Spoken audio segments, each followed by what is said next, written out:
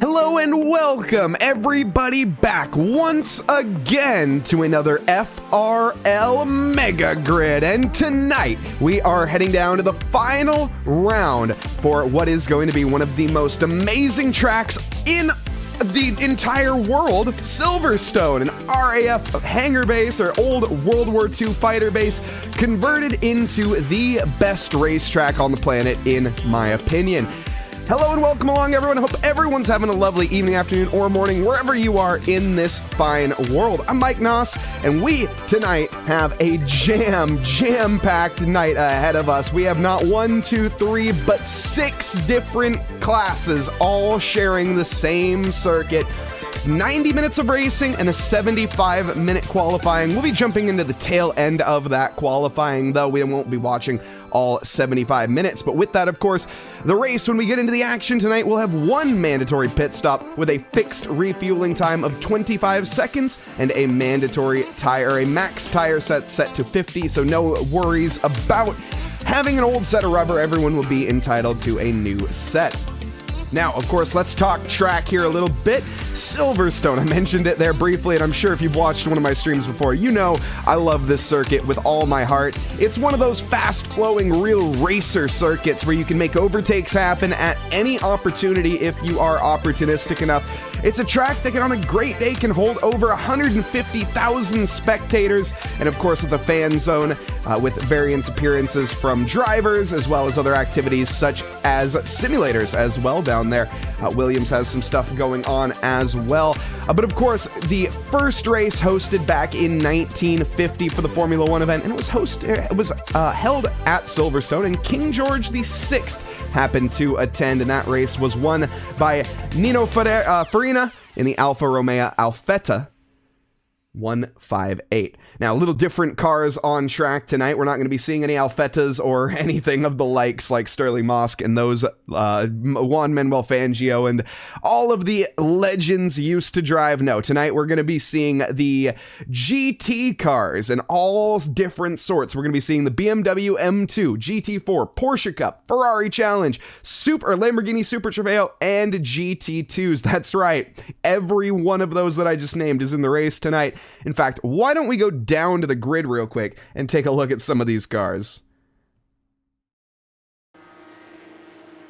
Here we can see qualifying with about 10 minutes remaining and quite the kerfuffle on track, to be completely honest. Whoa, as there's already right in front of us as we rejoin some contact at the tail end here. The drivers have had time to set quite a few laps at this point, looking at around maximum of 18 laps being set for some drivers, but anywhere from 8 to 18 pretty much throughout the entirety of the field, so various times rolling in. And let's talk championship, which will be a little bit difficult to do because of just how many there is, but why don't we let's give it a shot, because of course the one of the bigger categories out there is the M2 category. I think that's when we have the most drivers in here for the FRL Mega Grid, and David Hill has done, well, pretty much everything he needs to thus far, and continuing that trend as well. He's leading the championship with 2 wins to his name, and here in the final race tonight in the Amigos RT,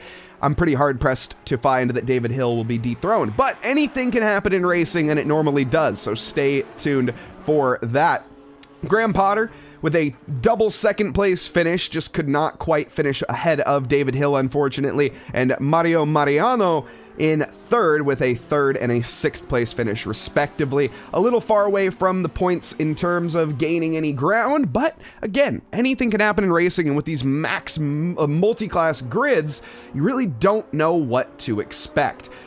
Looking at the other categories as well, for the GT4s, we have Eugene Torkin leading in terms of the points. Now, Eugene sitting down in 4th position, uncharacteristically in category. Currently, Peter Davidson leading in the times. Davidson down in 4th in standing, so a bit of a switcheroo, shoes on the other foot, I suppose, and I guess Eugene Torkin, he wouldn't really want it any other way. He's still 11 points ahead of Krill in P2. Machenko in P2 with a P1 finish in Indy. That was last week, and Watkins Glen 5th, unfortunately.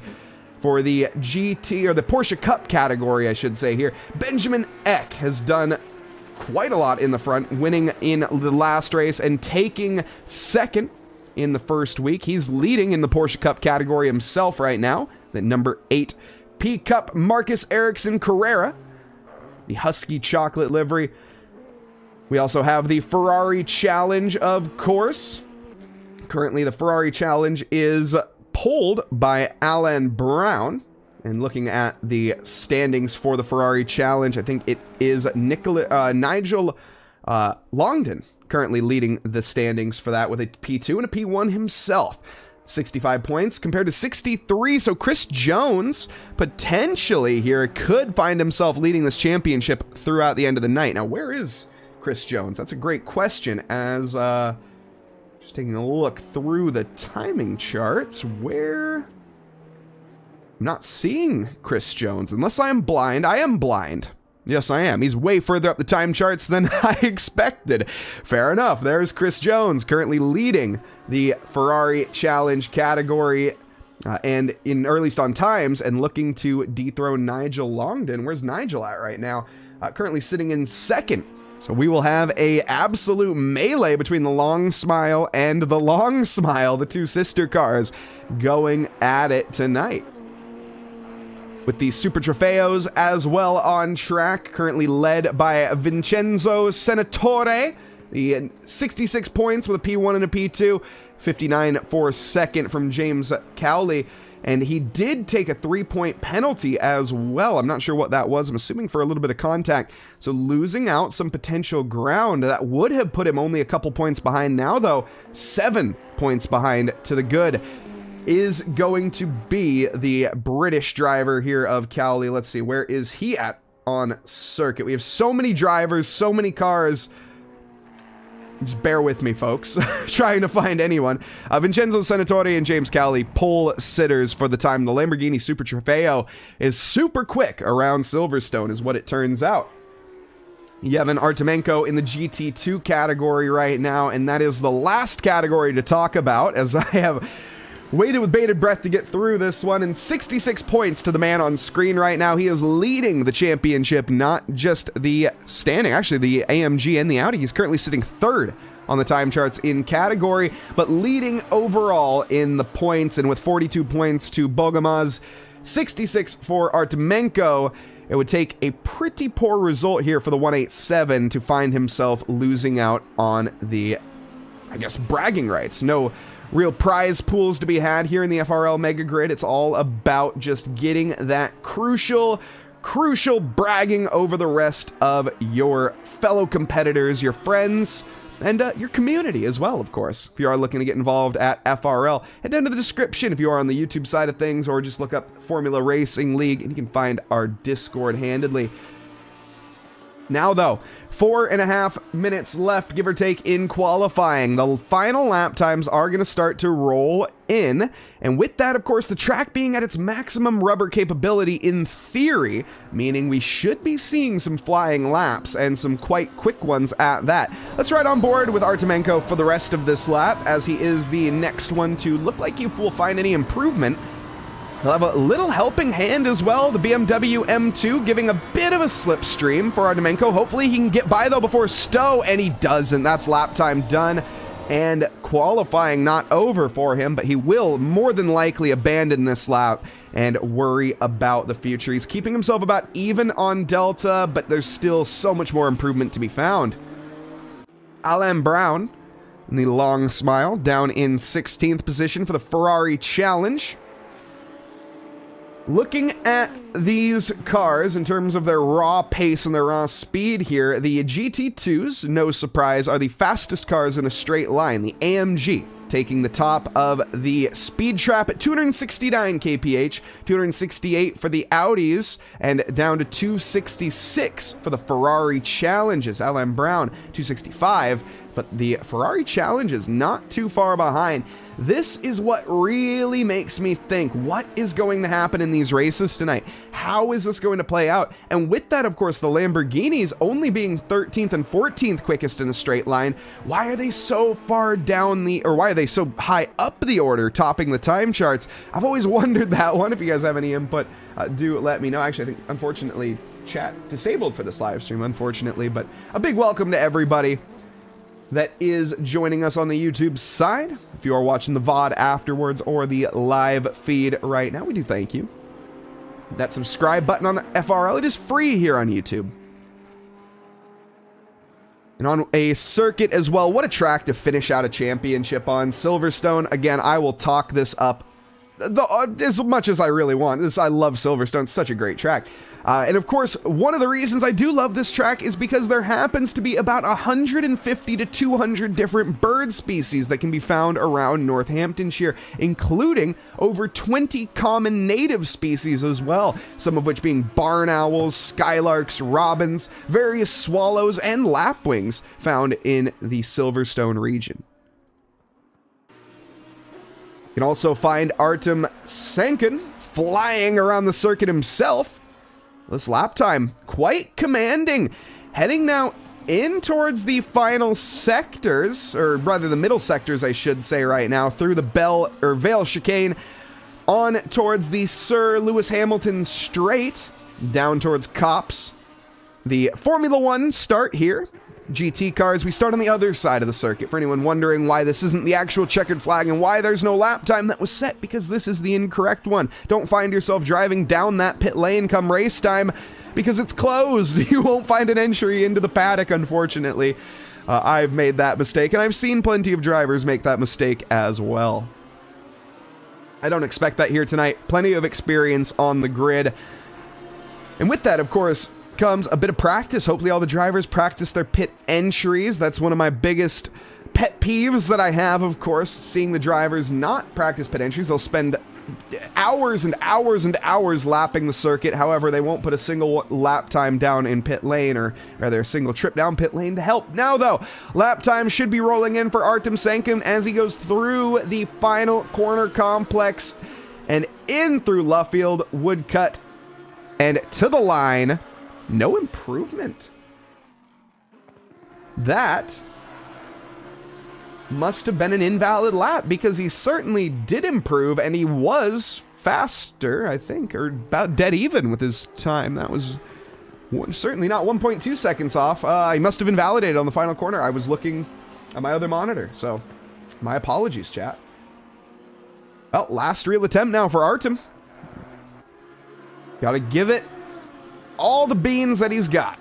Artemenko also on circuit here, just ahead of the man that we were looking at, Sunken, and giving a little bit of a slipstream as well. Yevon here, down towards the Vale chicane. You can see, again, he doesn't really want to give that helping hand to his competitor behind, but he doesn't have much of a choice right now. Currently 3/10 up on his lap. Sunken about dead even on his. In fact, I think he has called it quits running wide there. Sunken going to be returning back to pit lane. No, he stays out for now. However, his lap time not quite looking to the green. Artemenko, he is. And with that, heading into the village sector now, the final corner complex, before the final corner complex, the penultimate corner complex, I guess I could say it. Long track at Silverstone, 3.6 miles, 5.8 kilometers for those across the sea, 18 corners, 8 to the left and 10 to the right, with about 11 meters of elevation change. Really not much to be found here, as of course I mentioned, it is a was a World War II hangar base for the RAF, and that is where it gets its triangular shape from. Of course, it's an airfield, which they are, I guess, triangular shaped. Look, I'm not an airman. Go ask Parker White. He'd be able to tell you about that, but neither here nor there. Artemenko practicing his pit entries. Wow. And needingly to do so. That is why you put the practice in. Artemenko, you do that in the race, you'll find yourself with a stop-go 30 penalty. Heck, you might find yourself with a DSQ. Few drivers still to set lap times, though. Or rather, to finish up their lap times, the Maserati here, the Zimmer Racing, British driver in the Italian machinery. What can he manage? 2/10 up right now into the final corner and heading to the line up to 5th. Nice 2-position gain when all is said and done. Bumps Artemenko back down as well as Deschamps. And qualifying, done and dusted. Everyone else practicing their pit entry. Very welcome sight. Now, as we do wait here for the grid to get in order and all the drivers to line up. See, calm before the storm. This is when the nerves are at their all-time high.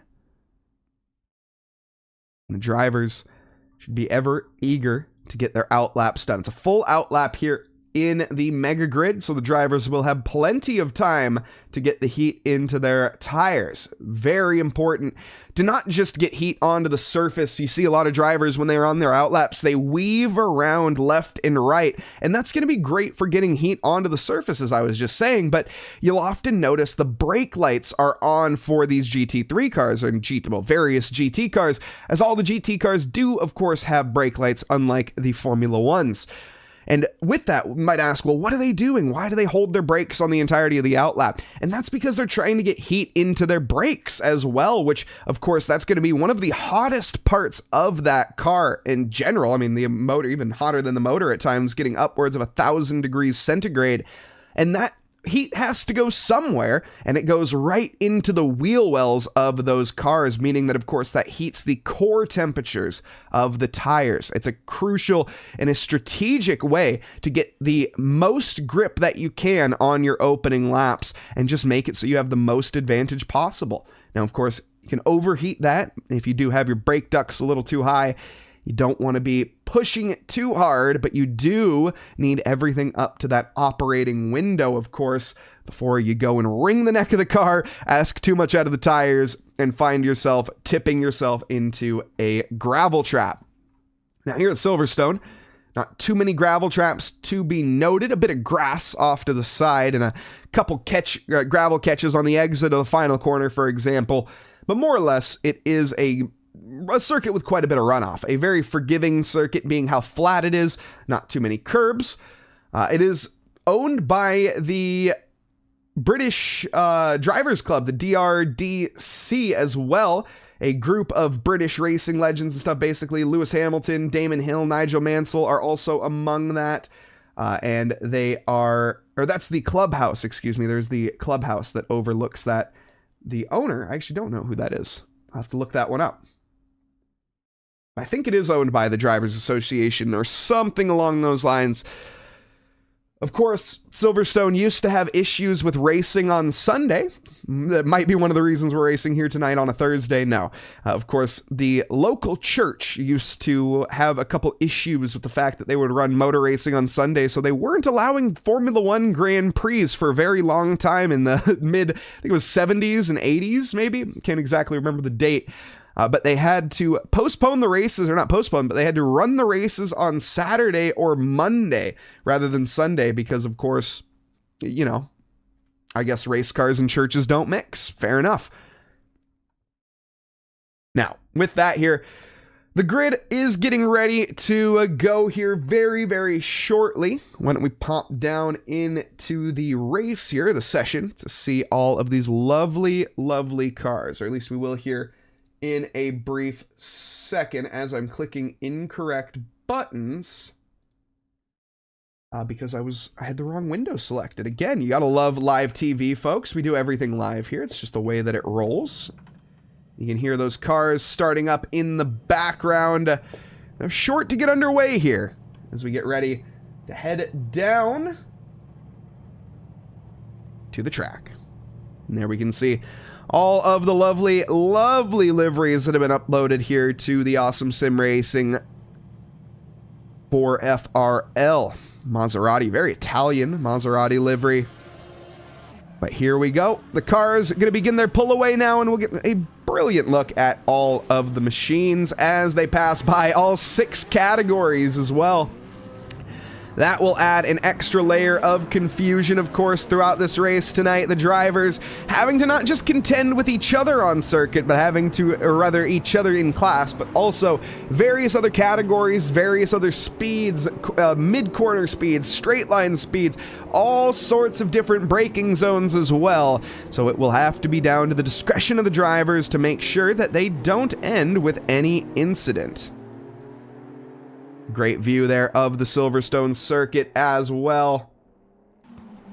We can take a look at our drivers. Pole sitter, Vincenzo Senatore. James Cowley alongside Artem Sunken in 3rd with Bjorn Dale in 4th.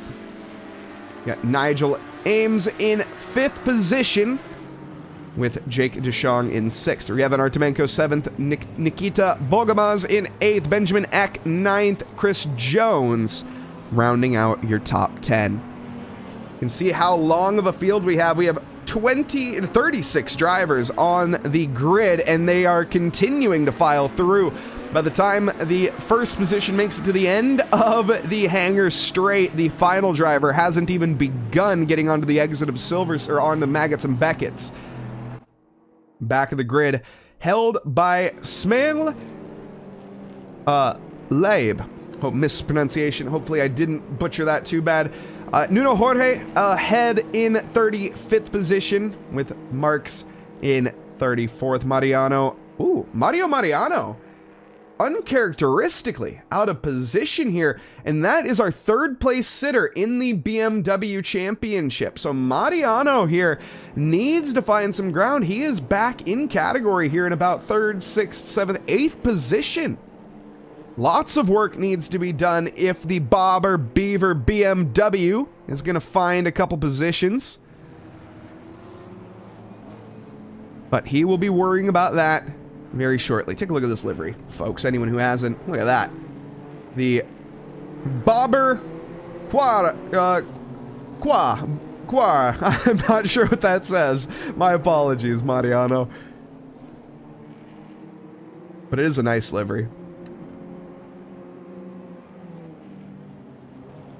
Various other M2s in the background there. Rest of the field, you might call them. This, though, our pole sitter, the NCR Esports driver, Vincenzo Senatore. In the Lamborghini Super Trofeo category, we've had a trade in victories. Well, Vincenzo took one. We've also had James Cowley take one. So it's really anyone's game. Don't blame you for betting it all on blue or purple, as those are the two liveries that we have in the front. We'll see what Artem can do. The GT2s, I'm not going to be losing any ideas on what they're going to be doing because, of course, we still have just so many variables ahead of us that I don't even know how to dissect. It's a mega grid, folks. Are you confused yet? Well, I certainly hope not. I know I am. 1.5 hours on the clock, 90 minutes of racing for the final round of the FRL off-season mega grid. Vincenzo Senatore lines up in first, James Cowley in second. It's the calm before the storm as they go through Luffield and Woodcut here before they get to the line. And we go green.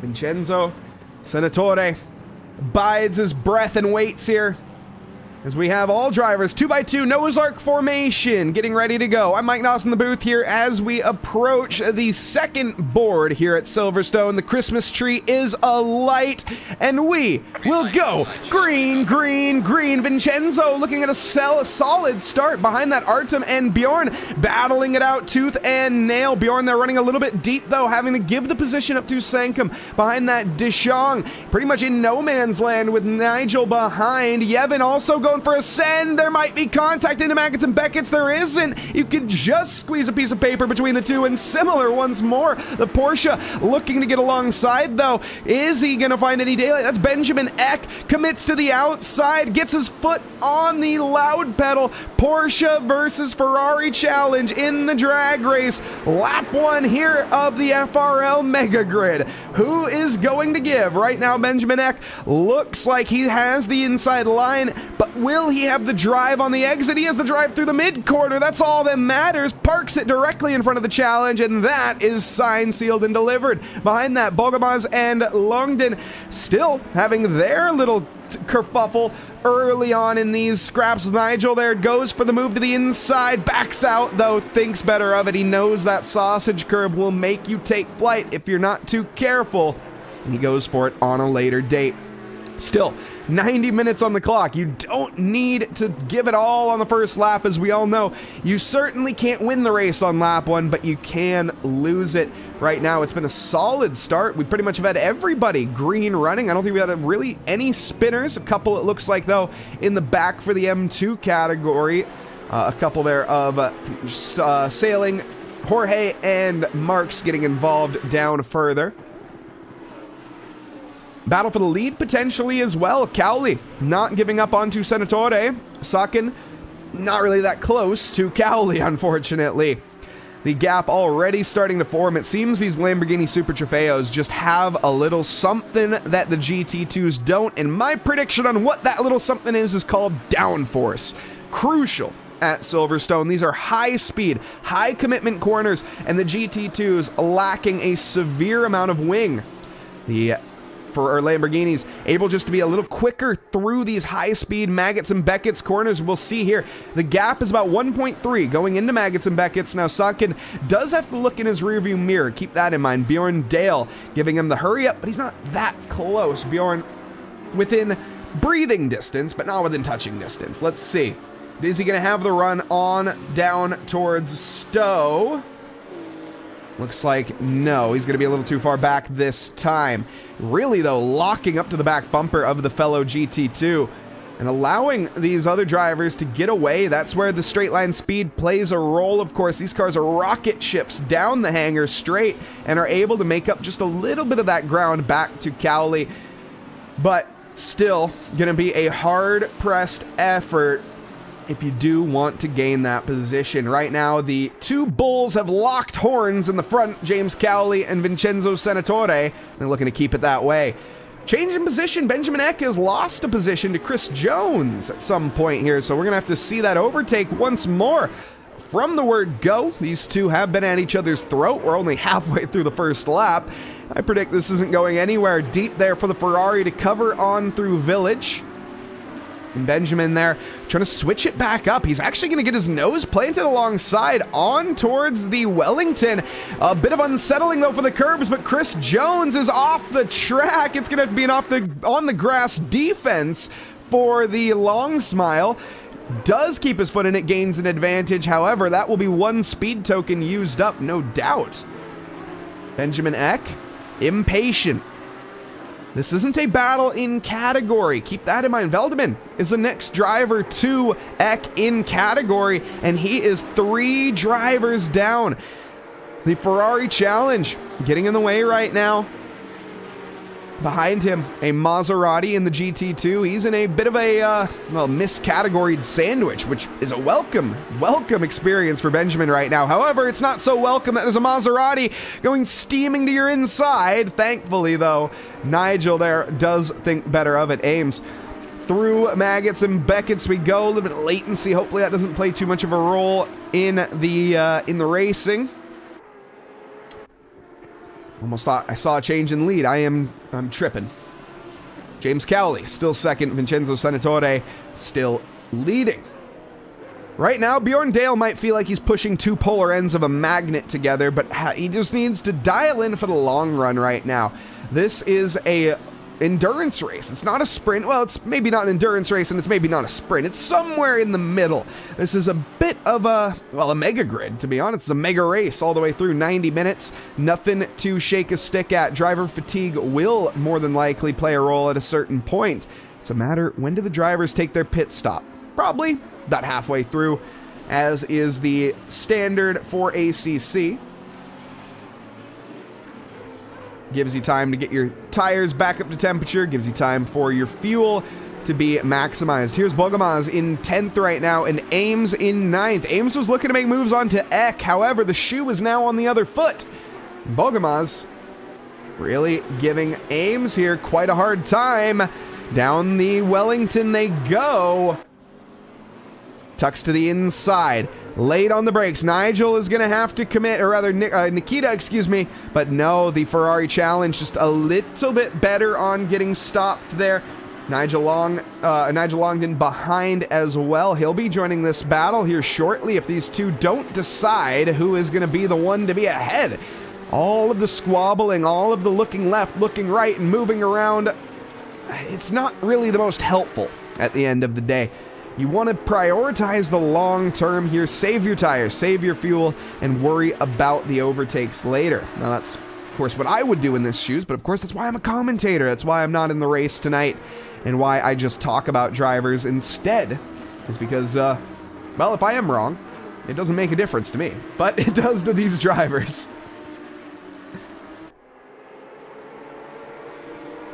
And down they go once more. 3 laps complete for our leaders, and James Cowley has closed back up. Now 5/10.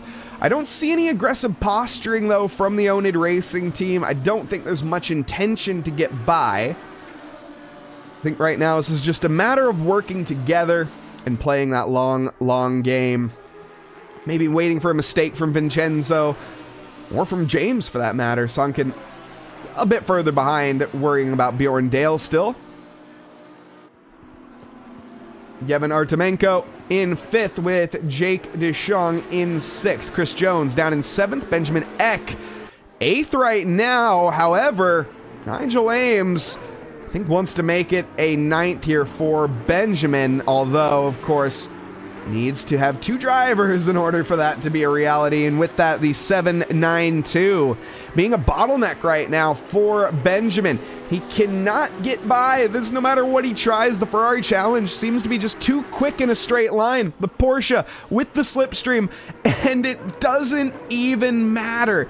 Benjamin still slower in a straight line with a slipstream than Chris is without, and he had a little helping hand from Jake ahead, but nothing really to write home about. A little bit of, looks like sliding there from Nigel. I think that's a bit of latency. Nigel, though, is committing, though, down to the inside of the first corner, and Benjamin, with his head on a swivel, says, okay, you are going to go for this. I am not going to fight it. I choose life. Benjamin, great decision. Now, though, only, the heck happened? How's there 4 cars now separating those two? Well, Ames is ahead, of course, so Benjamin having a buffer now of 2 cars behind him. Whoa, Benjamin. Whoa, Chris. That was Chris Jones. What is going on? All sorts of out of shape as he managed to place it wrong through Maggots and Beckett's. Rejoins back in 13th. Let's take a look at what happened here. So this is the 792 through Maggots and Beckett's. Everything nice and tidy, but the understeer, the crippling understeer, and a smack to the barrier. Not just one, but it looks like a second as well. Chris Jones. Lap 4, gonna be gutted, unfortunately, and it is no fault of anyone else but his own, unfortunately. Chris, 2 points off the lead of this championship. That is going to put a hindrance in his efforts. Where is Nigel Longin? Nigel is up into 10th. He is looking to secure the championship right now and really not look backwards. Oh, a spinner, that's Nico to Nikita Bogomaz, as it looks like the dominoes are falling right now. Side by side on the exit, Veldeman backing out, smart decision. Veldeman, of course, wants to gain this position, though, because Benjamin Eck isn't too far up the road. This being an out-of-category battle, but it could change eventually to that in-category that Veldeman needs. Veldeman at 32 points right now, ahead of Nopek, who I actually have not seen that name since, yeah, I'm not sure we have Nopek out there, unfortunately. I do not know, I haven't seen that name at all today, so no. Unfortunately, that means that Nopek will lose 3rd position in the championship to Veldeman, but Veldeman hard-pressed to find Garby or Eck in the standings. I think it's just a bit of a insurmountable gap. Maybe a bit of a bridge too far, unfortunately for them. However, we are in Silverstone here. We're not in the Netherlands. And with that, Bogomaz trying to find a stone's leap here and gain that ground over Nigel Longin, but still, for our challenge, just being a real thorn in the side. Looking up ahead, Benjamin Eck and Nigel Ames still at each other's throats. Benjamin, though, has fallen off slightly. The problem with the Porsche is its 0 to 60 is quite good. It can get out of the corner well. Oh, back marker's not helping out. We haven't checked in with the M2s, actually. That's a great point. Again, we got 6 categories. My apologies that I have forgot one. David Hill leads for the M2 category. Commanding lead as well. 6.5 seconds already over Artem. We have Giovanni in 3rd. And down in 5th here, 4th, Mikola with Jim behind. So not quite as many scraps as I would have expected. I thought the M2 category was going to be close. Turns out it is, just not as close as I would have thought. Here is Bisva in the Porsche, the Indian driver looking to make a move on to Zarkov, but Zarkov does cover the inside there last second. It was a late defense, but a fair one. Our leader just coming into shot there. That's going to be, I think, Cal or Senatore. And so blue flag should be waving. No, that's not. That's Carlson. Or excuse me, that is Carlson in the Klaus, or in the club Lamborghini. My apologies. Side by side, Ferrari and Lamborghini round the first corner, and it is going to be advantage to Jesper Senatore with a very similar livery. That was my apologies. There we can see there is the actual race leader. I thought it was a little early to be finding some back markers. But here is Shubamoy. I'm just going to go with, I hope. That doesn't sound like the best pronunciation. Sauger, if you're watching, let me know. Hit me up in the DMs. Am I correct on that one? But Shabhomi, Biswa. It's probably Biswa. Maybe. My apologies, folks. My Indian is not quite, or my Hindi or any is not quite up to par. But Biswa Bea trying his absolute heart out. Zarkov ahead. Side by side between Peter Davidson and Kryl Machenko. Ooh, Peter Davidson almost got his nose taken off there. This is a battle in the GT4 category. Now the GT4 is currently led by Eugene Torkin in the points. Eugene, though, down in 4th position overall, or in category, excuse me. 4th in category.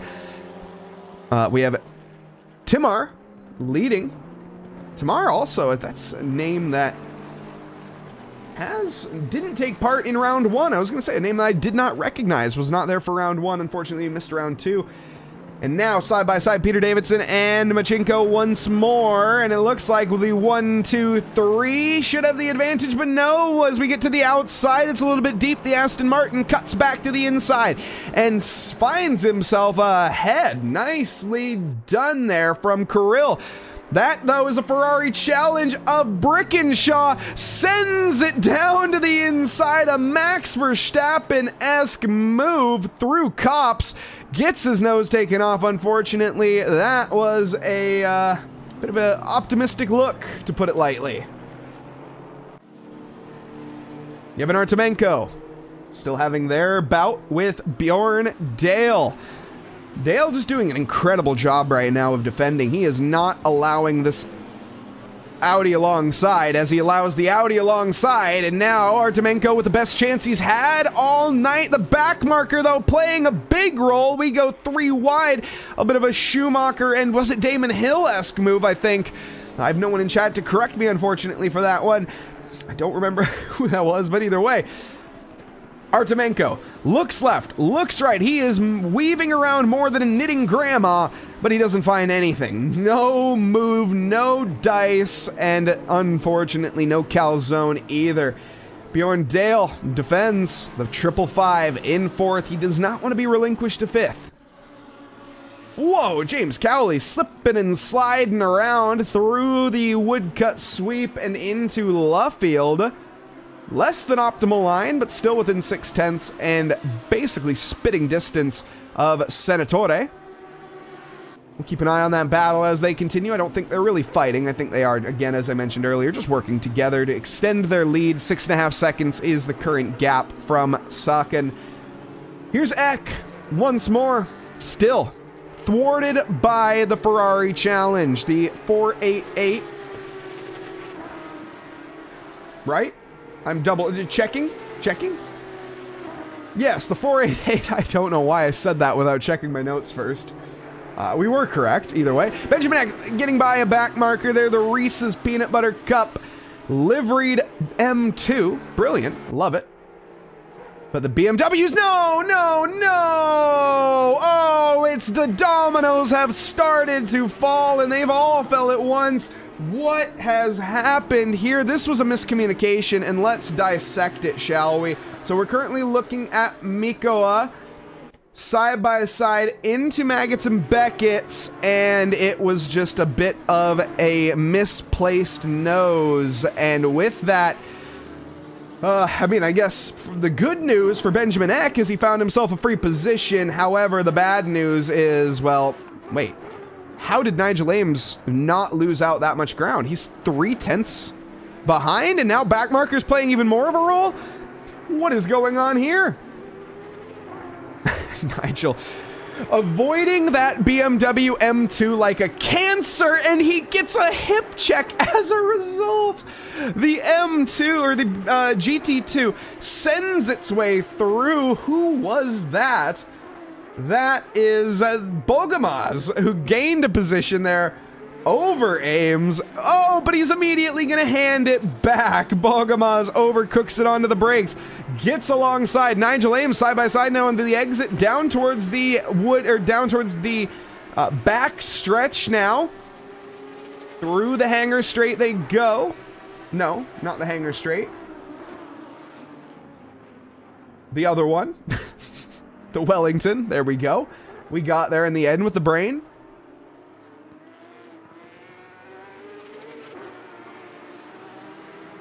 Bogomaz, very, very feisty. Let's see what Ames can manage here. He's gotten the move done so far, but it's been a bit of a Canadian standoff, to be fair. It's sort of a no you go sort of deal. Nigel Ames trying to commit to the outside. It's going to be an off-the-track pass, and that will be a speed token used up, no doubt. Need to be careful. You pick up 4 of those, and you'll be having an unscheduled trip down pit lane. And that is going to cost you here at Silverstone roughly about 23 seconds. It's not the longest drive-through penalty on the planet, not like your Spa-Francorchamps, but certainly not anything that you want to find yourself getting slapped on the wrist with, and the in-game stewards will do that. There's no live stewarding here. It's the in-game virtual stewards, whatever you want to call them, the actual simulator itself. Chris Jones and Zarkov side by side. This one should be a fairly easy move, and it is. There we go. Chris Jones gets by Alexander Zarkov without too much of a fuss. This is Artemenko. Finally, can he get the move done? No, he has to back out, but it's a slide from Bjorn. Bjorn, though, commits to the inside line once more. He'll be able to park himself on the center of the track, and Artemenko has to hit the brakes. All momentum has been lost, and the battle rages on. Oh my goodness. As they go down the Wellington straight, heck, like Wellington at Trafalgar, this is a, well, heck of a show. It's 2 Germans going at it, so I guess that analogy maybe not quite the most suited. I've also been told my historical analogies aren't great. Sagerbakshi, outing you for that one. It's okay. We'll keep up with the action. To be honest, I have not seen this much German action on a World War II hangar base since their extended scouting mission back in 1942. So, Artemenko and Dale at each other's throat for the foreseeable future.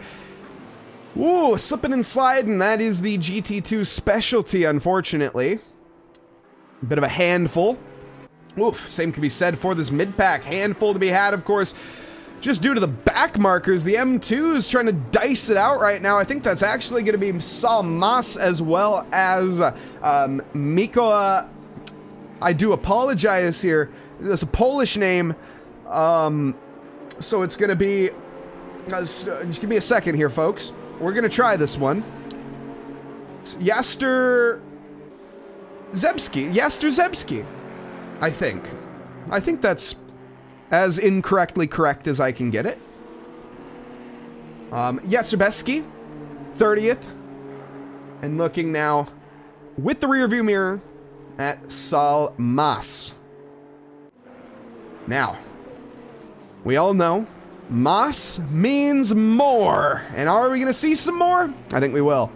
Right now, Kirill Machenko and Eugene Torkin, championship leader, ahead of the man on screen right now.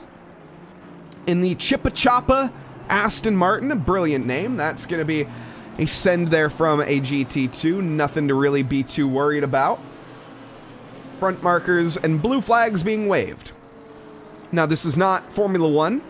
You do not need to get out of the way within 2 marshal posts of a blue flag.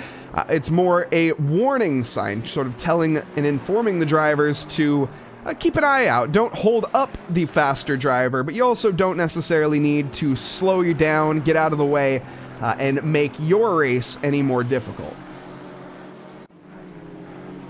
Tom Burnell and Craig Lawyer. This is a Ferrari challenge versus not an M2, a GT2. How many times am I going to make that mistake throughout the night, Mike? A lot. The answer is a lot. 6 categories, for anyone who hasn't been keeping track and you're wondering, what the heck am I looking at when I look over to the left-hand side of the screen? Now, let me break that down if you are one of the newer viewers and wondering, hold that thought, actually, Artemenko and Bjorn Dale? No, just going for the back markers. So, when you look over, you can see first off all of your favorite drivers' names and their numbers, and next to that, a number 1. That gold number 1 signifies that they still have one mandatory pit stop to make. Now, expect around the 45-minute mark, a lot of drivers to come in and clear that. Let's see, has anyone made their stop yet? No, no one has made their stop yet. We actually have a driver in pit lane right now. But when they do pit, that means it will turn green. Artemenko going left, going right. He's actually set himself up for a stellar exit down towards the village sector. It's a squeeze, though, from the 555 as Bjorn Dale gives him the bumper, gives him the side panel, but Artemenko, my goodness, when Armageddon strikes, I want to be in a bunker made of that man's face because he did not move despite that nuclear dive bomb from Dale. Flash of the headlights. Oh, be careful, be careful. The GT4 needs to spot you. It's the responsibility of the faster car to make the overtake, but it does take 2 to tango, and 2 to tango it is. Oh, Bjorn Dale gets held up massively. 1 second now to the gap of Artemenko. And finally, after 11 laps of seeing the AMG's rear bumper, you finally get a view of the emblem from the front. And looking back is not necessarily something that Artemenko has any plans of. He'll just be keeping an eye on the tarmac directly in front of his wheels. Bogomaz and Eck still in their little bout. Eck, though, ahead. Looking a bit further back, down towards that M2 category. Not too many battles happening in the M2 category, unfortunately. I'd love to take a look at them, but I think they're currently in strife dealing with front markers. That's probably one of the most difficult categories to be driving in, believe it or not, is those M2s, because you're just going to have so much action around you at all times, and getting caught up as a front marker, getting caught up with a front marker as a back marker, you never want to be that guy, unfortunately. One thing I'm also noticing, the sky is looking a little dark. It's optimum.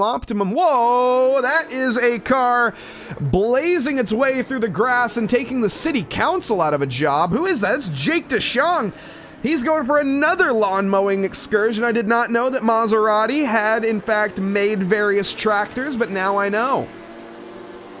Bogomaz gets by a back marker. Eck looking ahead. This is that blood in the water that Eck and Bogomaz were looking for DeShong. Mistakes add up, and especially when you make one mistake, you quickly need to get your mindset back on track and back within the mayo and the mustard. Crucial for these drivers in the Slick 50, especially here.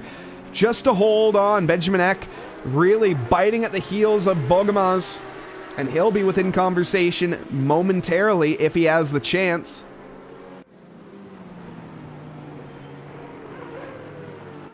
Bjorn Dale, keeping an eye on him as well. Still within that 1 second.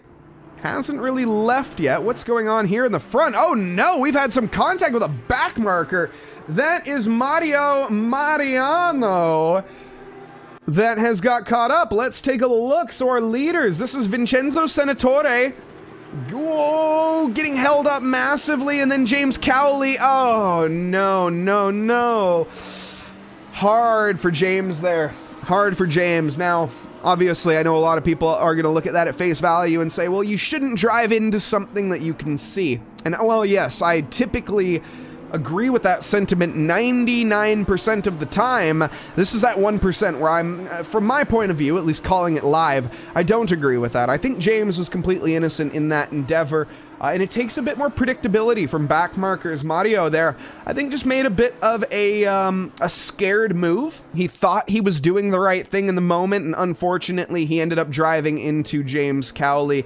Thankfully, though, James doesn't get too much of an upset or any damage, and most of the damage was, I guess, self-inflicted with with Mariano taking the spin.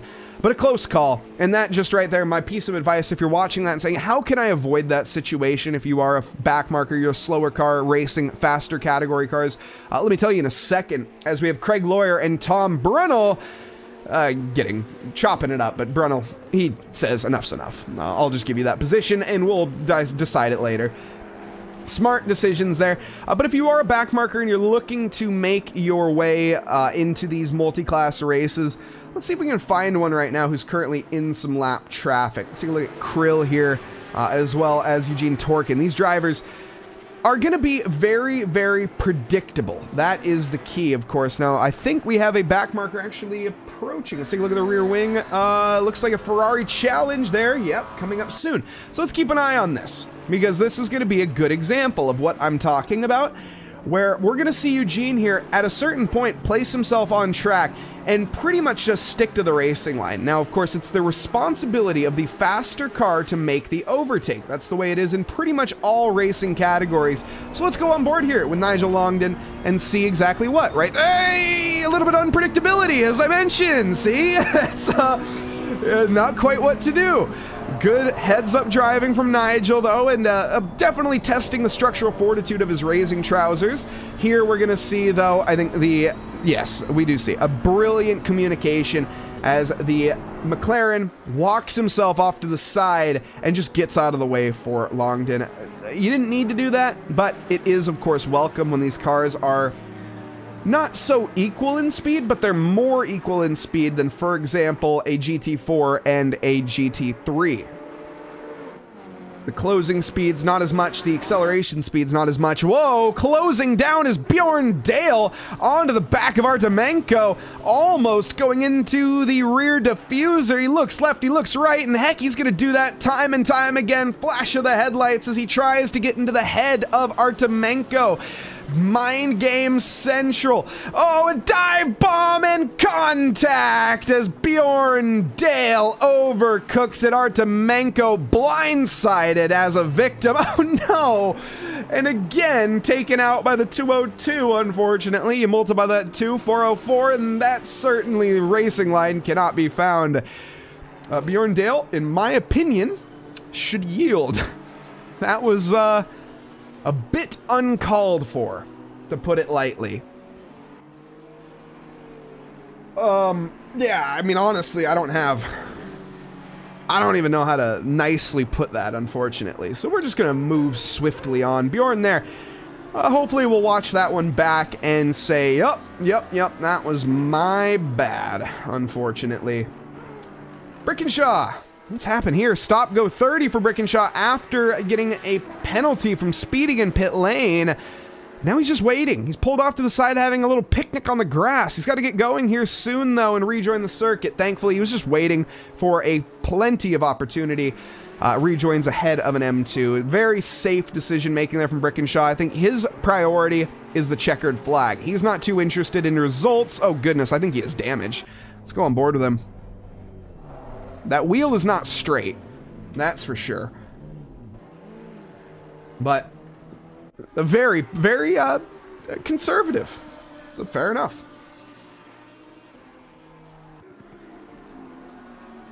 This is James Cowley, our P2 runner, and was well within a second of Senatore.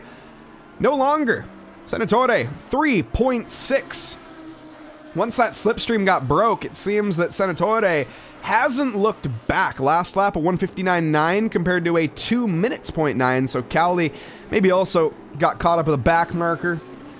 Who was that? That is Turbanov. Off to the side, Marks Turbanov finding himself in the grass as well. The 444. And P last right now, unfortunately. Last on track, that is. We've had, I think, one DNF thus far. And this is Nigel Ames. This is where things are going to get dicey. We have a bit of communication that is required ahead right now. Benjamin Eck battling with Bogomaz and Ames also trying to get by fellow GT2s. or GT4s. The AMG is actually one of those that I can't really tell. I think that's a GT4 AMG looking at it. It's just a little less big. M2's negotiating. I tell you what, why don't we go on board here with Nigel Ames for a little bit of this lap. Get a listen as we start from the Lewis Hamilton straight. We'll pick back up at the start-finish line, but this is one of the best-sounding cars in all of ACC. Now, of course, the Maserati is just music, so let's give it a little bit of a listen, shall we?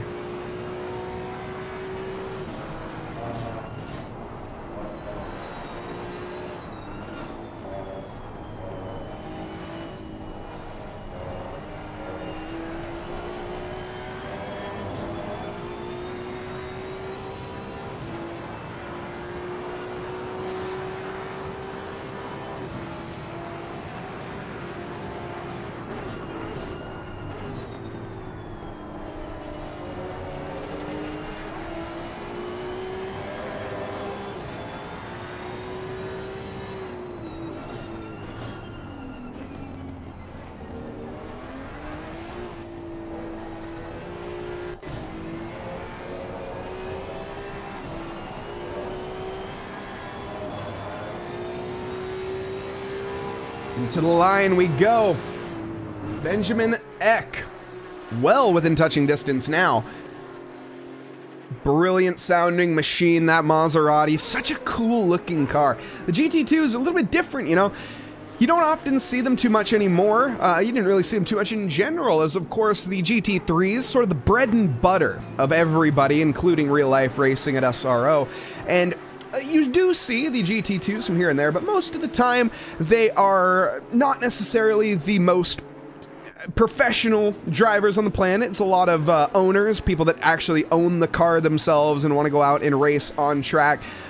Big dollar championship for sure. And more of a, again, I don't want to say amateur championship. It's not an amateur championship. It's just hard to explain. You don't see the caliber of, I guess you just don't see the sheer amount of numbers. I think it's just down to sample size at the end of the day.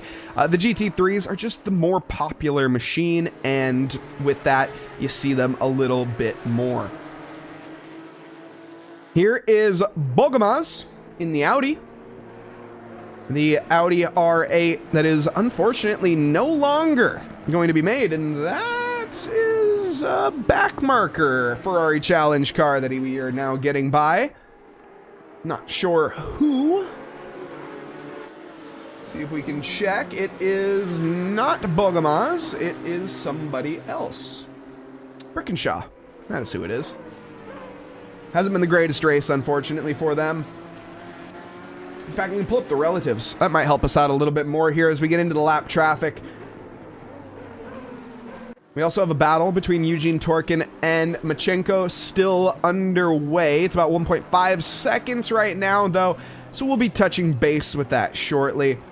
That's the pretty consistent gap I'm seeing is 1.5 every now and then. Bogomaz closing it back down.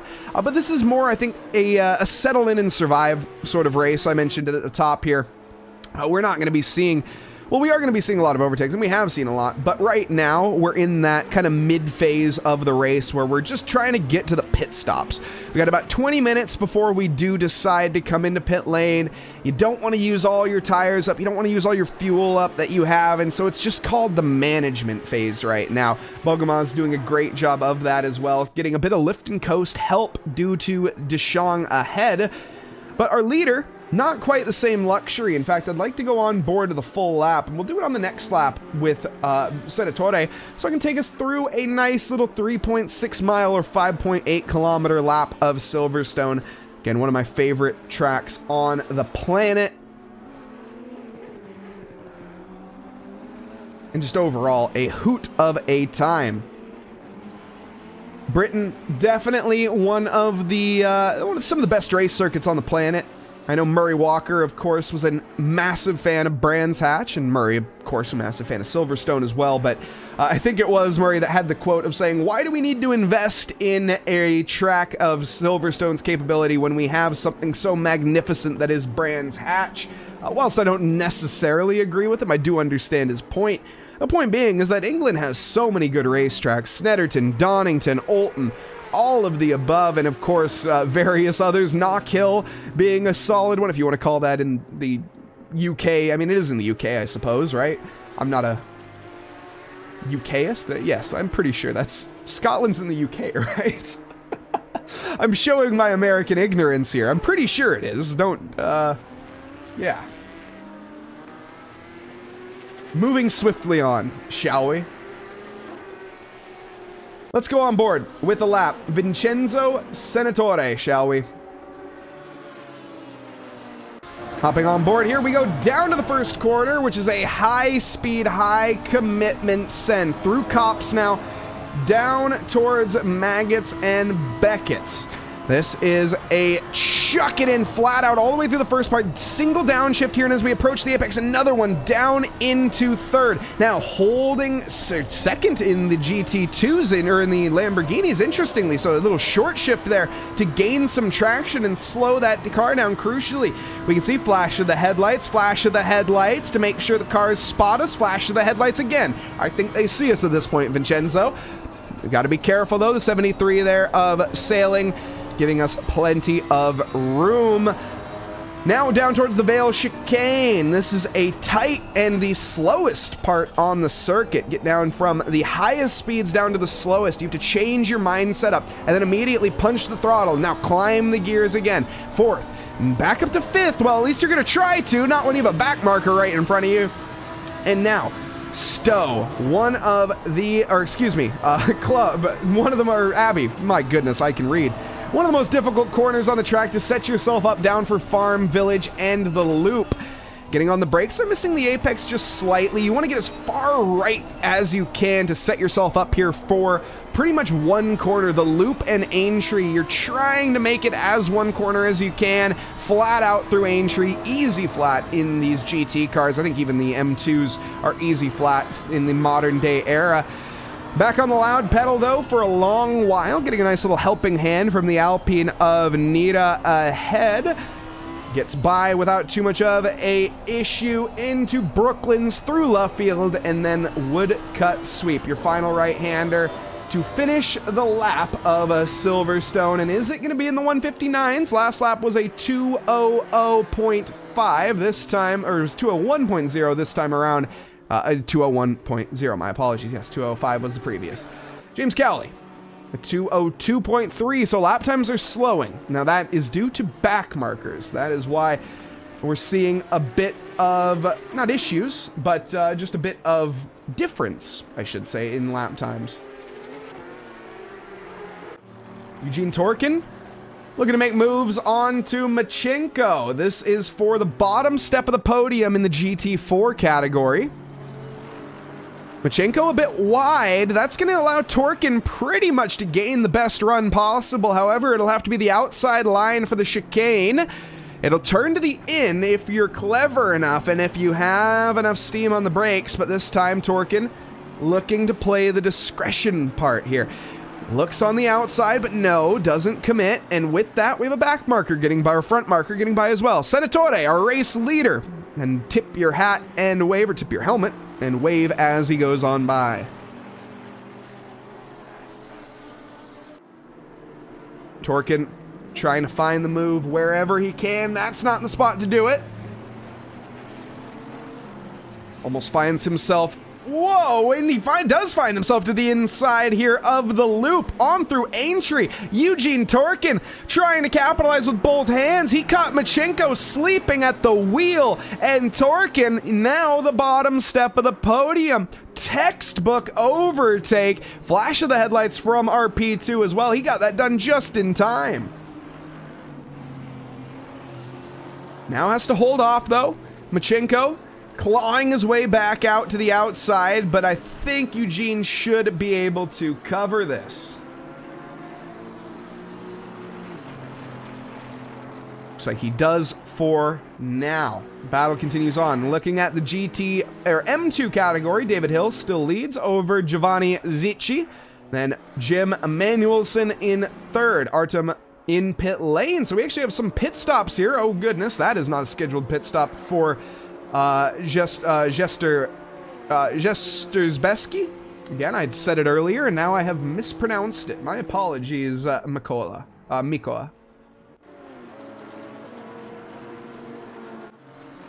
Krill in 21st. Eugene Torkin has not left the conversation just yet. Taking a look from behind. That's Cowley, your P2 runner. Oh, not close. Not even close at all. Cowley, 7 seconds now, by the way, behind Senatore. The win not slipping away just yet. Still 46 minutes and counting. We're almost down to that halfway point. It's a 90-minute race leading into this one tonight. Now, with about 46 minutes and 46 seconds left, we will start to see pit stops happening. So when do our leaders pit? More than likely, they will be some of the last drivers to do so, if I do predict. I think Artemenko, Eck, or maybe even Ames will kind of call the strategy here on this lap. I presume we'll see someone come in. I think we already are seeing some drivers come in. Bogomaz has made their stop. Deschong side by side with our 112. That's Senatore, the race leader. Gotta be careful. Everybody is, for the most part. There we go. Alan Brown trying to pick up the scraps himself, but he still needs to make a pit stop in that Lightning McQueen style Ferrari. He'll be saying ka-chow to the pit lane here in a moment. And James Cowley, to my surprise, is in.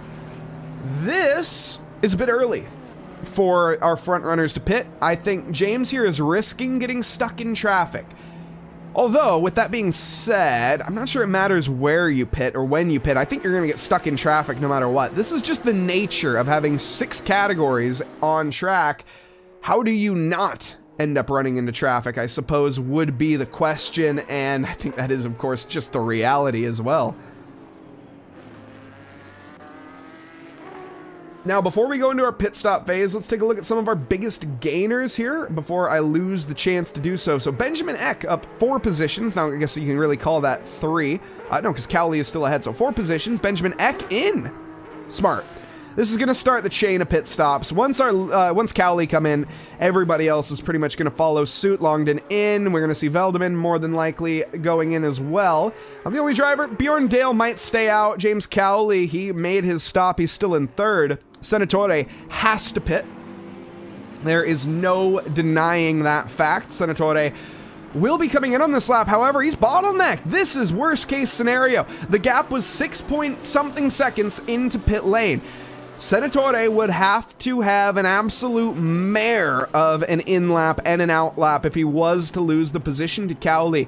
However, that may have been the difference maker right there. Those back markers playing that crucial role. And through we go into the final corner complex now, and more than likely Senatore should pull over to the right-hand side of the track here and into pit lane, but no, he stays out. Fascinating. I don't know what to make of this. I don't think it matters that much yet. So James Cowley here going for the undercut, putting a fresh set of rubber on. He's going to be improving his lap time handedly. However, he needs to pretty much be smashing. What just happened? Benjamin Eck. I was looking at my other monitor. Whoa. A little spinal damage there on the rejoin. What happened to Benjamin? Let's go back and take a look. 20 seconds into the replay here. So Benjamin rejoining the circuit on cold tires. Keep that in mind. What the heck? Well, again, Senatore. I mean, he looked death in the face. Death's name was Benjamin Eck. Benjamin responded by vigorously punching him in the face, and Senatore just didn't care that much. Why? I'm not sure, but hey, that is a solid GT2. Now, though, if Senatore pits, does he take the repair? If that rear diffuser damage adds up, we'll be seeing lap times more than likely slowing down a bit because these cars, while they don't produce much downforce, the diffuser produces quite a lot, I think. At least in the GT3 cars it does. GT2s, I'll be honest, I'm talking out of somewhere, if you know what I mean, on that one. So hopefully I think I'm correct. But either way, you can see that big wing. They don't make much downforce no matter what. So regardless of where it comes from, any little punch to these cars is going to affect the balance. So Senatore should come in this lap. I know I said that 2 laps ago. This time I do mean it, because he is going to start to be pushing it a bit further than needed if he continues to go out. You'll be getting a bit of no more return on investment. He stays out. I don't like this. I actually think this is I think Cowley now is favored to take the lead on the post pit stop here. Let's take a look at lap times last time around. 2:01.5. If Cowley is in the 59s here, then Senatore is in trouble. So keeping a close eye on Cowley, who is in the mid-sector right now. You can see the gap quite far. Of course, let's actually take a look, because that is our current P2 and P1 runner. That's just how far apart these guys are. 64 seconds is the gap. Here at Silverstone, a pit stop with a refuel, you're looking at roughly about 58 seconds. So still, barring any mistakes, we're safe. If you're Vincenzo Senatore, still safe for right now. However, any mistake could cost you. Be that a hot entry into pit lane like Eugene Torkin has found. Stop go 30 for Torkin. Gutting. Absolutely gutting for our championship leader in the GT4 category. Now, will that allow Krill to overtake him in points? No, I don't think so. I still am I'm pretty sure that Eugene Torkin will secure the GT4 championship.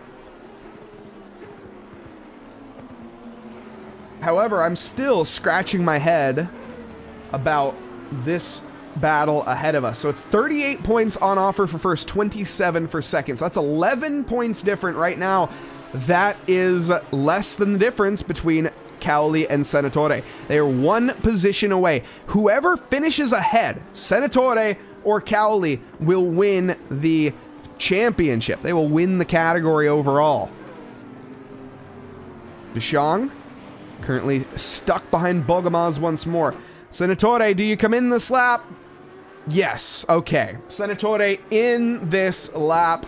2:01.5 on the previous is not good enough. He will eventually be losing out if he isn't careful. Got the car stopped in time. Pit limiter is on down to 50 kph, basically a snail's crawl compared to what you're used to. Now let's keep an eye on Cowley. About halfway done with his lap. And 2 minutes, 0.1 was the previous time. Flashy of the headlights, trying to go around the outside. He doesn't want to waste any time. Every 10,000th of a second matters right now for Cowley if he wants to find the lead. And he wants to do it off track. He'd rather not have to go for the pass if he doesn't have to, because we've seen that Senatore is a defensive wonder. Cowley will have to give it his all if he wants to get by. Benjamin X still leading in the Porsche Cup category over Nico Veldeman in 12th. 4 positions separating the 2 drivers. Let's see though. Cowley. Where does Senatore come out? He's just exiting pit lane. Cowley getting ready to get down to the start-finish line now. The gap looking like it's about what it was on entry. Let's see, about 4 or 5 seconds. So he did cut it down a touch. 4.8 is the margin. James Cowley had a good outlap, and Senatore not the greatest in lap. The gap's closer. The opportunity will potentially arise shortly. Keep in mind, Cowley is on warmer tires, so Senatore still has to get heat back into those as well. He had a 1 second longer stop. Actually, no, he didn't. He had about a dead even, pretty much a dead even stop. Like, exactly the same. What is going on with Dale? What's going on here? Bjorn Dale going awfully slow. You have pit limiter stuck on? There's a gearbox issue. I'm assuming a gearbox issue. It looked like he's stuck in second gear. Is he slowing? Pulling over to the side. Third. Okay, no, it's not a gearbox.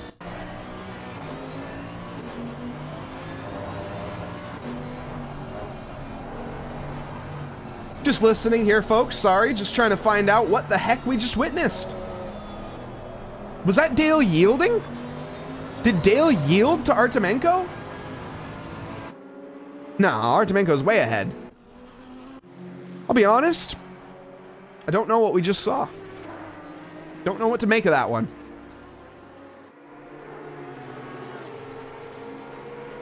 Maybe a minor technical fault that resolved itself? I find that hard to believe. Typically when wheels have technical faults, they don't really fix themselves without a disconnect and a reconnect, which you can't really do in Assetto Corsa, because then your wheel will not be detected after that if you are in race, sometimes.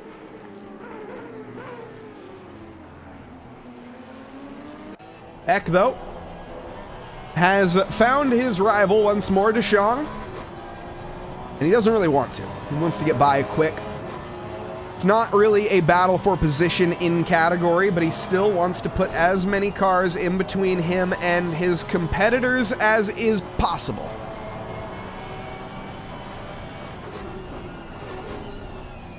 Nicely done, using the back markers there to close the gap. That's going to be the number 110 BMW getting out of the way. What's happened to Torkin? Torkin off! Oh no! This race has gone from bad to abysmal for Eugene. Let's see. Oh, he takes flight briefly, racking up his frequent flyer miles. Unfortunately, the 989 nowhere to be found and off circuit.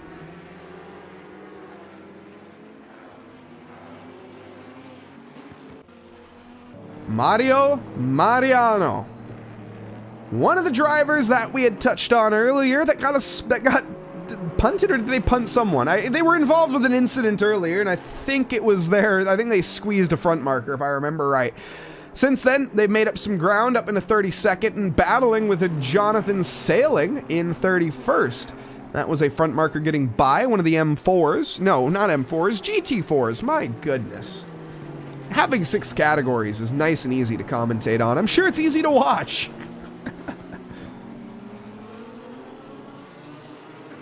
Now, keep in mind, the points, I don't think I've said this yet. The points on offer are in category. So, for example, Artem Sakan will get the maximum points haul for finishing in 3rd. Why is that, you might ask? Because he's 1st in the GT2 category. Vincenzo Senatore, he's in a Super Trofeo, a Lamborghini Super Trofeo. We also have the Ferrari Challenge cars. That is piloted here, you can see, led by Nigel Longden. I keep wanting to say Nicholas Longe. I'm not going to lie. I'm sorry, Nigel.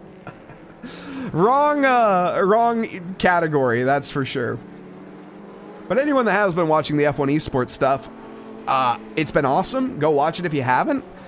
But if you are currently watching, don't watch the F1 stuff yet. Pop it up on another monitor if you want. It's live right now, but stick around.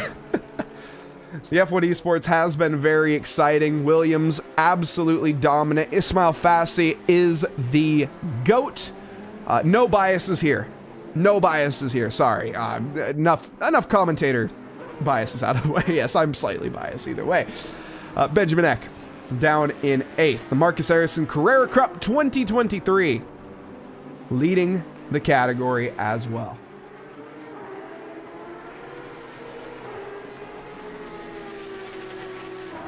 Mario Mariano, hard fought with Sailing in the Bing Ming Wing Racing. I like that. Little alliteration. You always gotta love some alliteration. Got Mario Mariano going for the move, but he has to get onto the brakes. He almost had the exit there. A tremendous amount of overspeed compared to Sailing. He almost went sailing into the back bumper, though, unfortunately. No room to be found. Nowhere to throw the dice.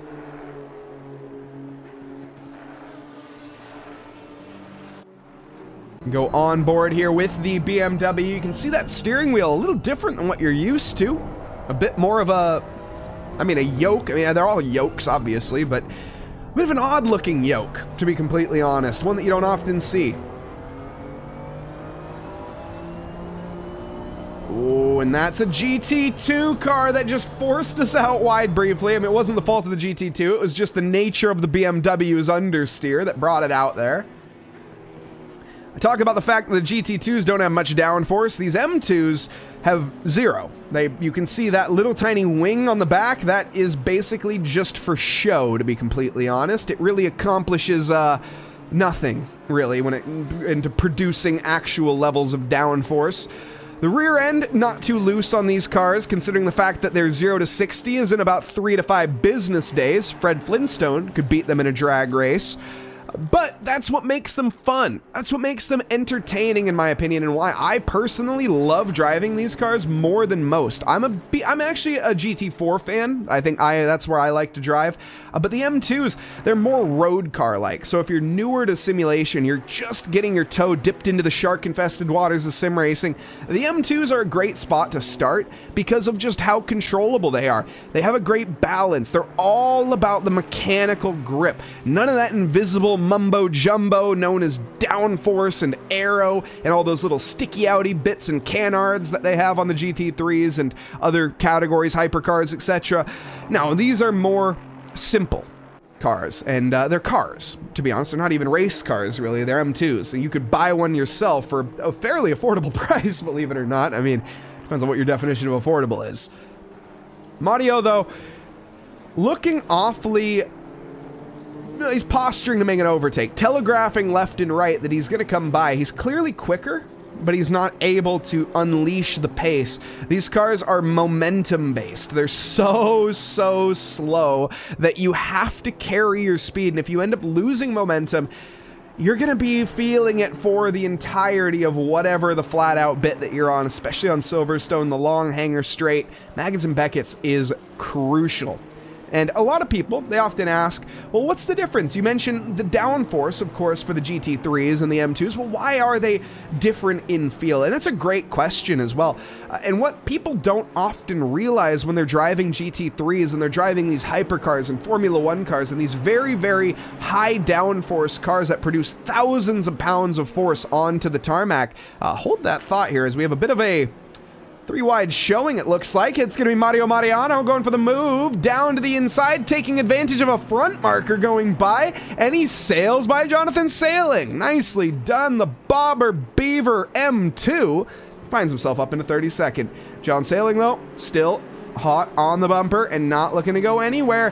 Has to deal, though, with a M2 of Tamar, GT2 of Tamar. And it is going to be done. Ferrari Challenge also making its way on through this battle. And I'd imagine we're going to see Mario here hold his line and the Ferrari Challenge accelerate through. Perfect execution of the backmarker song and dance, but has that compromised Mario and allowed Sterling to get a better exit? No, Sailing has to back off. So, as I was saying, what are the difference between some of these higher downforce and lower downforce cars? Well, obviously the downforce, but what does that mean? And that's the question that you should be asking yourself. And that basically means that the GT3s, for example, they require a certain speed for that arrow to be active. So believe it or not, you can go too slow through a corner, and if you go too slow through a corner, you'll find yourself exactly like Jonathan Sailing here, running deep and understeering because you just don't have enough of that air pushing down on your car to slow you down in time. So you're going to go straight on and suffer as a result. Now, these cars, less downforce required. It's all about the mechanical skill. So you don't have a minimum speed that you have to travel. You can get the most out of these cars while still being within your limit, which is very important. It's a great tool for learning. And one of the reasons I love the GT4s is because I think the GT4s are a more pronounced version of aero, so you get the middle ground with the GT4s. So for example, Tamar here leading in that category. You get the middle ground of the best of both worlds. You get that mechanical grip feeling, and you get a little bit of downforce, just enough to keep you from spinning around every which way, because of course these cars do have a decent amount of power, 450 plus horsepower, give or take the model and the make and the year. This AMG that we're looking at on screen, the Mercedes 4-liter twin-turbo, about 503 brake horsepower to the wheels, at about 3,600 pounds as well. This thing is an absolute tank.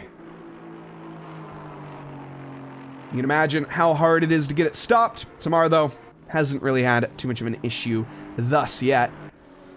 This is Jesper Karlsson getting by Artem Bilistev.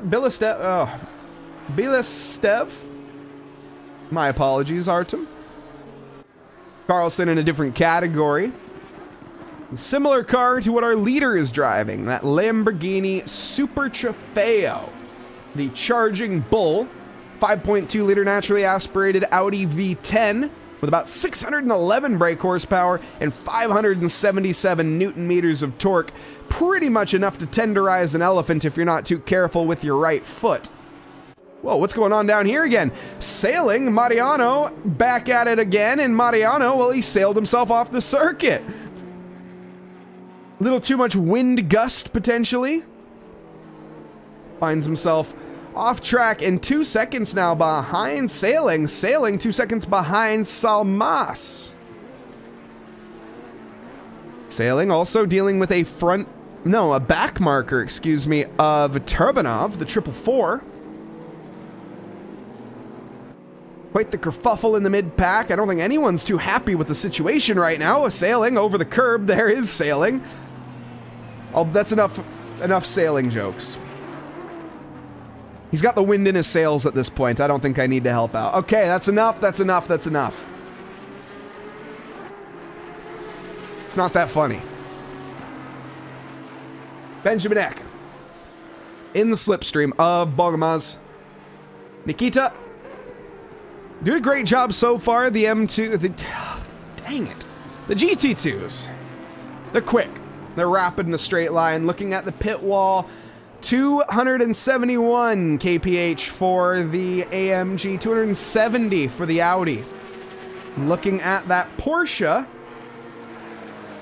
Benjamin Eck, about 262. A solid 8 kilometers an hour difference in a straight line. Basically, what that means, in short, is Benjamin Eck will not be overtaking in a straight line. It is impossible, unless there's a mistake. Nothing's impossible in racing, but it's certainly pretty insurmountable. But look at how much he gains through the corners, showing the superior nature of downforce. Now, also the Porsche Cup cars, no traction control. Another factor to mention. You see, looking at the dash, they have ABS, but you're not going to see anything that says TC. Doesn't matter, though, when Benjamin Eck hooks the apex up like that. Bogomaz offline just slightly and capitalizing his Eck hard onto the brakes into the Vale chicane. This, in my opinion, is his best chance. Not this lap, but in one of the future laps, diving into the outside even, I would say, of the Vale chicane. If he could do that, set himself for the inside onto the Sir Lewis Hamilton straight, he could find himself potentially gaining the position over Bogomaz. 6th could be his very shortly if he's clever. You need to be clever, though. And Eck, he also doesn't need this position. That's the other thing I mentioned before, and I'll mention again, is it's not going to be crucial that he gets by. Of course, this is all for pride, and the pride on the line. He slipped and slid, a little too much throttle there.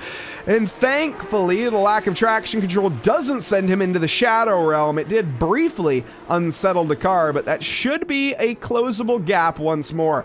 If we did see the spin, then Veldeman immediately would have been in contention. He's 20 seconds behind, though, right now. Take quite the spin from the likes of them to end up getting overtaken. Back with Mariano in 33rd, Sailing ahead, and Mas ahead in 31st. The classic BMW. The Italian driver just getting out of the way for our leader, Vincenzo Senatore. The second time they've seen him on circuit today. Moss running a little deep. That's going to put Sterling sailing. Goodness me, I'm so sorry, Jonathan. I've been watching too much Scott Sterling lately, and it's just stuck on the brain. Jonathan sailing, trying for the inside line. He's going to find it as well. Down the start-finish stretch they go, forward towards Cops. It's going to have to be an all-out war, but sailing. Discretion is the better part of valor on that one, and he is a heads-up decision, but he caught too much curb and a clattering of the barrier. Sailing, an uncharacteristic mistake down on the first corner. That is going to be position gain for Mario Mariano for free. Salmas bathes his breath and basically has a sigh of relief after that one. However, it's not for long because now he immediately has a beaver trying to chop him down. But Salmas so far stood like a firm oak tree. Let's hope that the beaver doesn't have too much time here to chop away, chew down the metal there of the BMW in front and gain the position. Let's also hope that Mario doesn't take a firm bite out of that bumper, as it's looking awfully tasty. I suspect that Mariano here is smelling some blood in the water, and that might be making him quite hungry. Let's see. Looks to the inside, but he's not close enough. Or, no, he's not close enough. That would be a bit ambitious there, Mario. However, the exit's good. On through Abbey, down through Farm, into Village. We're going to commit the outside line right now for Village. However, if we can get to the inside of the loop, it will be our advantage. We didn't this time. Got it swung back around to the right-hand side, though. We're going to get a much better exit, potentially, than Mas. But no, it looks like in the equal machinery, this is the challenge of driving the same car as the person in front of you. They have the same strengths and they have the same weaknesses, which means that you have to do it all on your own. Mario commits to the inside of Brooklands. Can he get it turned around for Luffield? It's going to have to switch back up to the inside through Woodcut if he can secure this position, but too much curb unsettles the M2. Mariano has to try again on another lap. The bobber bobbing around left and right. Almost took flight there from the final curb. And behind them, that's Zarkov in the Porsche Cups. Benjamin Eck leading the Porsche Cup category. Zarkov down in 14th overall, 4th in category.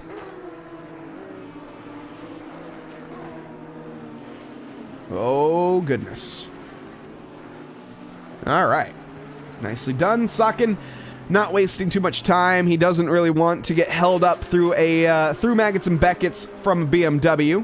That would be pretty much worst case scenario. Eck just cannot get by Bogomaz. If you're Benjamin Eck, you're going to be quite frustrated, and you can even see that with his car body language going deep into the corner. He's just trying stuff at this point. I think at that point, he just missed his braking zone. But look at that, the frustration on the throttle. He's just trying to throw anything he can at the wall and hope that it sticks. Right now, though, everything's sliding slowly down the wall, and it looks like that Bogomaz has done what he needs to. There's still 20 minutes left, of course, in this race, and he has to hold fast for that time. Benjamin Eck not going to give up, but he's also not going to be looking like he's making too much progress. 2:03.3 compared to the 2:03.3 of Bogomaz on the previous lap. So dead even lap times.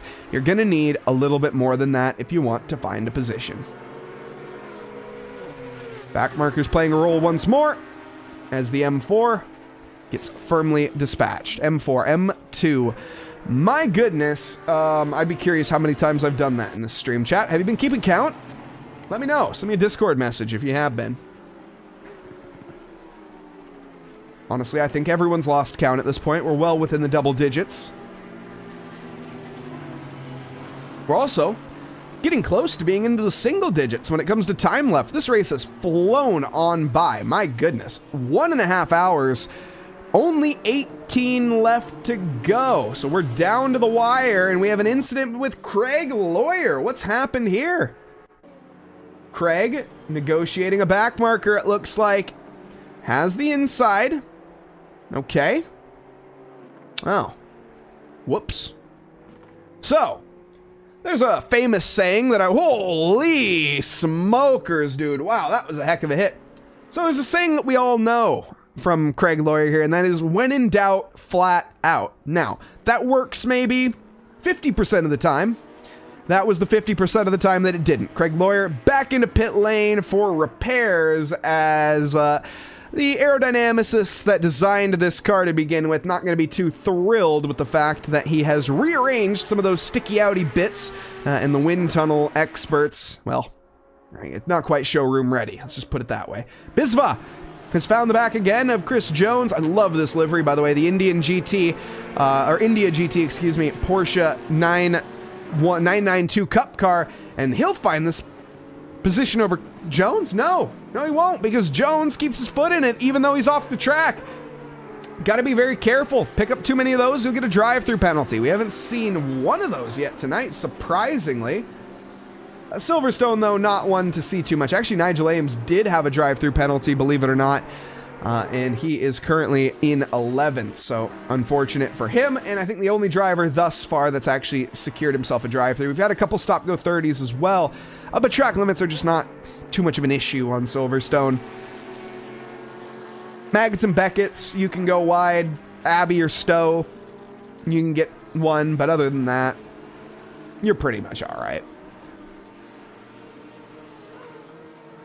Keeping an eye, though, on Bisva and Jones. Jones getting a really poor entry there into the middle sector of Beckett's, and then on the exit of Chapel, really just a bit of a miscommunication, and unfortunately Bisva had to hit his brakes, and now he's nowhere to be found. Chris Jones well up the road, and Bisva 1.3 seconds behind. Now that'll close back up again. I do not expect that gap to stay that long.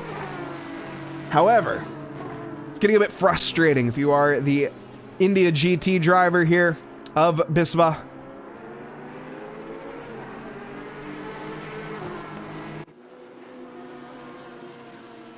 And I guess, to be fair, the most frustrated driver in the session here tonight is this man on screen, Benjamin Eck. He may be leading the Porsche Cup category, so he can't be too frustrated, but Nikita Bogomaz is he's just been an absolute minister of defense here for Silverstone. Benjamin nowhere to really make moves, is just the straight line speed has been what's the word I'm looking for? Uncontendable? I don't know. That doesn't sound right. Quick. Nikita Bogomaz is too quick for Benjamin. 3 fast, 5 me, as the kids would say these days. Alright, that's enough of that. Benjamin Eck, let's go on board as he wrestles the octopus here that is the Marcus Ericsson Carrera Cup car. The Porsche 992 GT3 Cup, a 4-liter naturally aspirated flat 6 rear engine, the only rear engine car on the grid. The engine is tilted back behind the rear axle, and the new 992 variant has its engine pitched forward about 5 degrees compared to the 991, so shifting it slightly towards the mid-axle, or towards the rear axle, to make it more mid-engine. It's still considered rear, however, just making it a little bit more balanced, able to have the weight more central, as of course having the weight in the rear is technically not optimal. Porsche, not necessarily one to care about optimal though, they just do Porsche things. Flat 6s in a rear engine, what the heck could go wrong? It's a Porsche. I know we have some massive Porsche fans out there in chat and in this race, and in a couple other servers as well, so I'm not going to go and throw too much shade at Porsches, despite the fact that they all do look the same. They're not the same, though. I recognize that. I'm not completely ignorant. I just don't... Anyways, moving on. Bisva. Jones. Locked in rivalry. And no one really faltering just yet. Benjamin Eck, again, keeping an eye on that. Those are the two closest battles on track. We also have a fight in the M2 category for second position, potentially developing between Giovanni Zici and Artem I'm so sorry, Artem.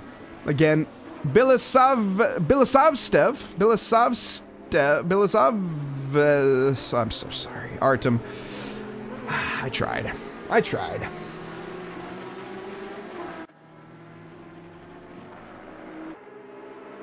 Back, though, towards the the Hangar Straight that we're on right now. See the grandstands in the background, the fans frozen with excitement in Assetto Corsa, as they always are.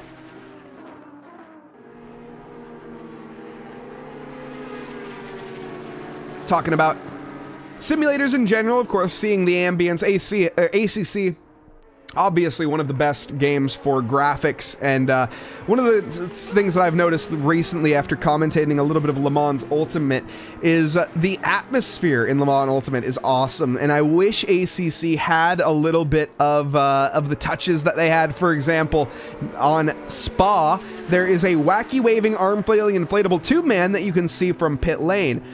Why don't we have that in ACC? That's my question, Kunos. I want my wacky waving arm flailing inflatable tube man from the wacky waving arm flailing inflatable tube man Emporium, of course.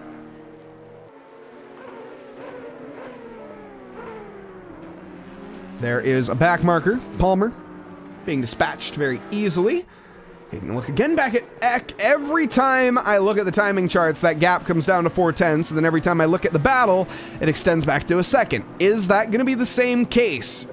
Probably, to be completely honest. Eck here. What do you do if you are Benjamin? To be honest, I don't know. He's close, but there, the straight line speed, playing its... yeah, what do you do if you're Benjamin here? Strategically... Benjamin doesn't need to do anything. Again, keep that in mind. He's still leading the Porsche Cup category. That's not what I'm talking about. This is the battle for the pride, the honor, and not hitting back markers. Bogamaz, I think, should be able to hold at this point. 10 minutes left in the race.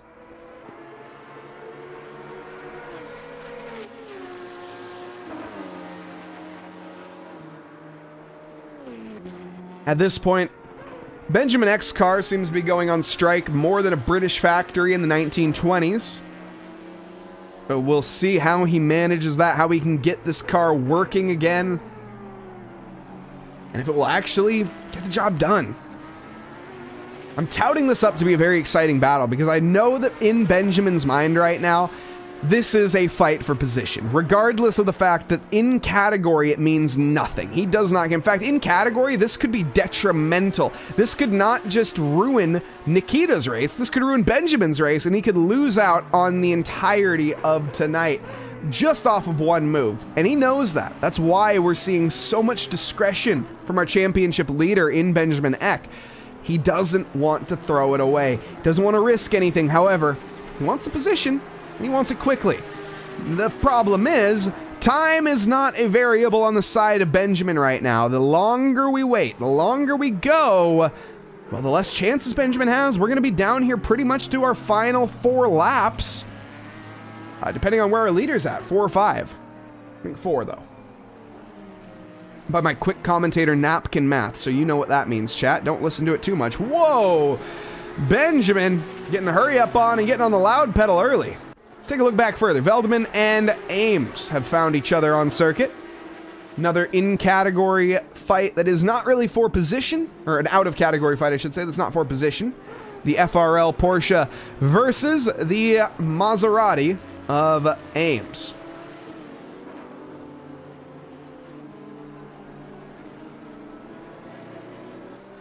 The Mazda here should be able to get by with more than likely on the Hangar Straight. As we go back around the final corner complex now into Maggots and Beckett's, I think this is where Ames is going to be trying to set it up. Line him up in his sights, or commit earlier than that. I would recommend the latter, or excuse me, I would recommend the first one there. Don't send it into Maggots and Beckett's when you're in a Ferrari challenge, because you don't got much downforce. Nicely done, though. Checks up close to the bumper, in through Maggots, into Beckett's, and through Chapel, onto the hanger straight.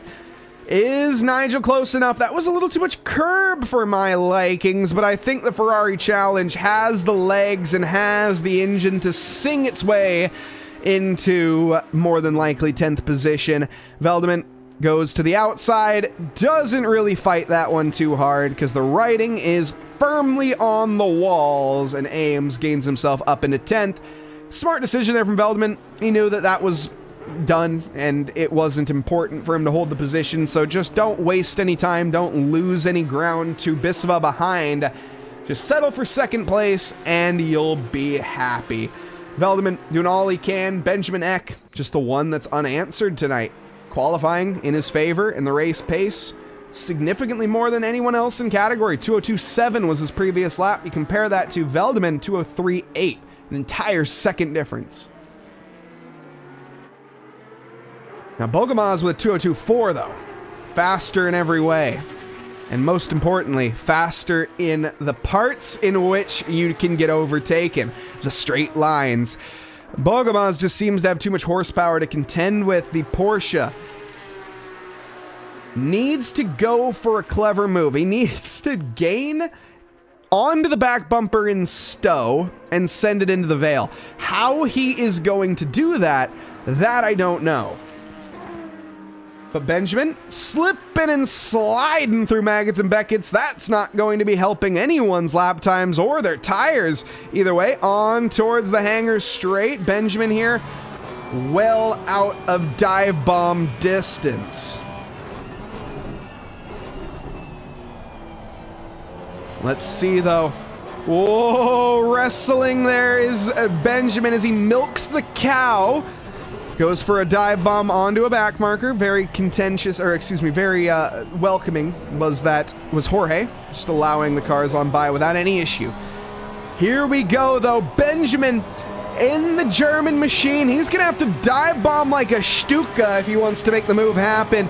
Running out of opportunities, 5.5 minutes. Whoa, the tires are also gone. You can see the grip fading lap per lap.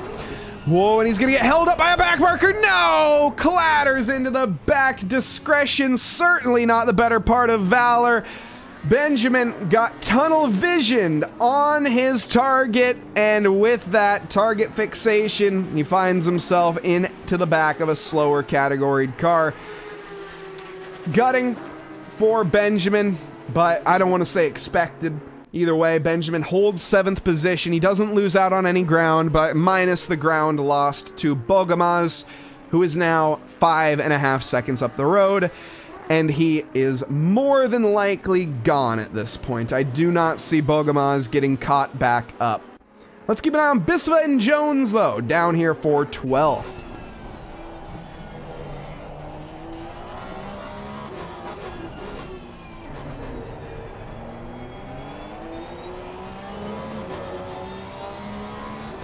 Here we're going to see a stolid exit once more, but once again, Porsches are not that quick in a straight line. It's just the unfortunate reality of the situation. Now, are they quicker than my Toyota Camry? Sure, it is quicker than my Toyota Camry. I will not deny that fact. However, it is not quicker than a Ferrari 488.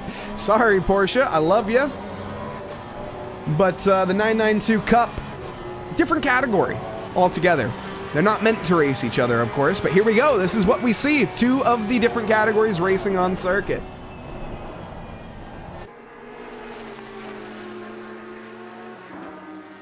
It's been a dominant race for Vincenzo Senatore. He is well out of contention. 7.5 seconds to James Cowley. No one will be catching him, barring any mistakes or backmarker incidents at this point. I think he has done everything he needs to, placed his car perfectly, and walked home with the victory. In fact, is this going to be his hat trick of victories? I think it may be. Let me double check that. Senatore, no, this is not going to be his hat trick of victories because, of course, Cowley snuck away with the win on the last one. But, as it goes, 1 is often the loneliest number.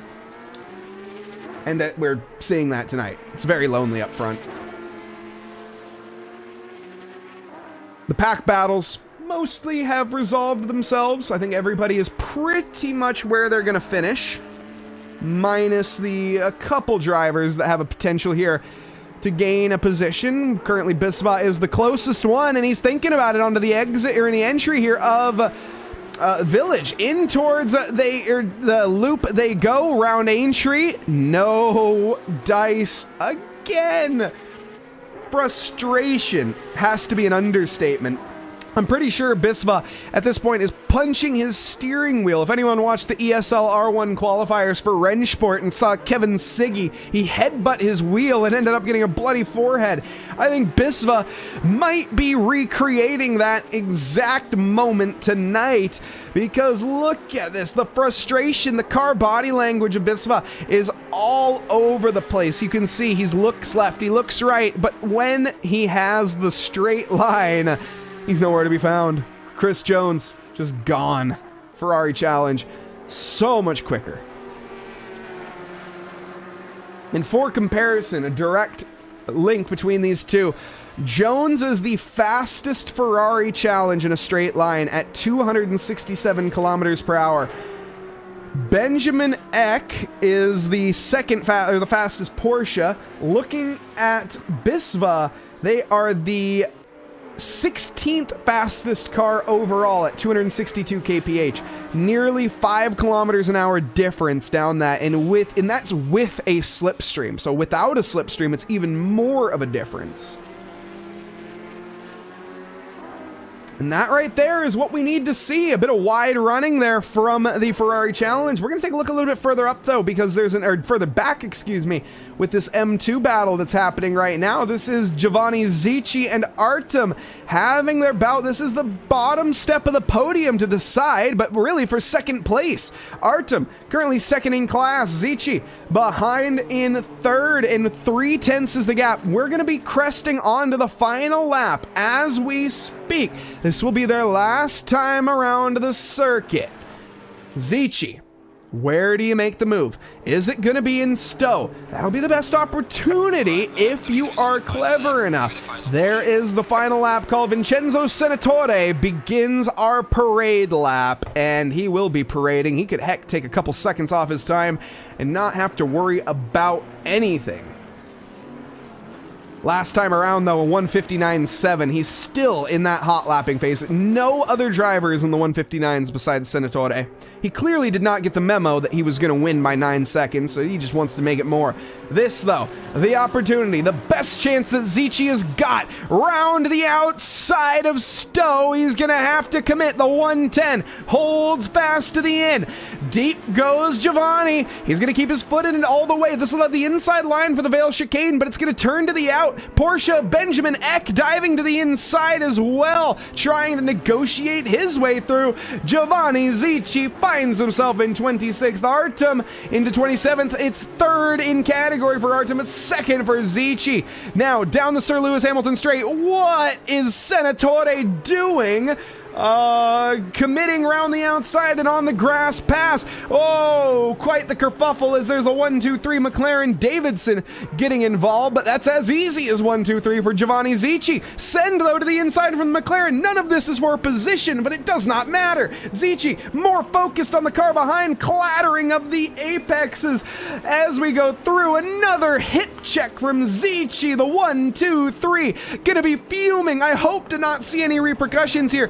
Down towards the outside, Zicci runs wide. That gives the go to the McLaren driver. Now the drive from Artem down to the inside of Luffield, and Brooklands should be advantage for Zicci, but no, he's gone in too deep. His best Sum 41 impression yet. Vincenzo Senatore rounds woodcut sweep and takes home victory for the championship of the FRL Mega Grid.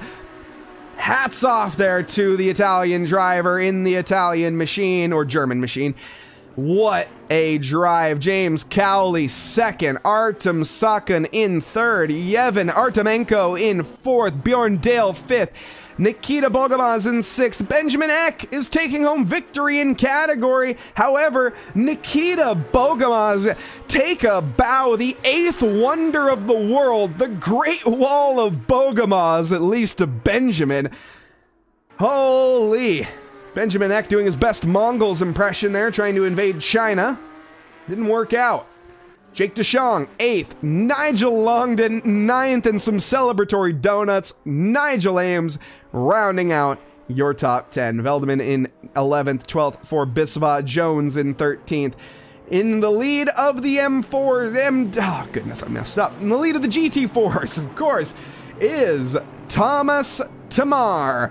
Leading us home in class, we also have the M2 category of David Hill. His hat trick, 3 in a row. David Hill has done nothing short of perfect in this championship to take home the Grand Slam in the M2s. Stellar driving for Mr. Hill. Other categories settled, of course, with the GT2s. Artem Sakhin take home the win for them. The M4s and the Ferrari Challenge. Who was it? Chris Jones, I think, took victory for the Ferrari Challenge drivers. What a race. What a championship. The FRL off-season Mega Grid has been nothing short of electric. An amazing championship. 3 races concluded. If you are interested in SimGrid, head on down towards the SimGrid of FRL, Formula Racing League. Because why wouldn't you? This was a picturesque performance here tonight on a 90-minute endurance race. And what a race we've had. Again, all the drivers take a bow. Senatore Cowley Sakhin putting on a stellar performance for all of us to see tonight.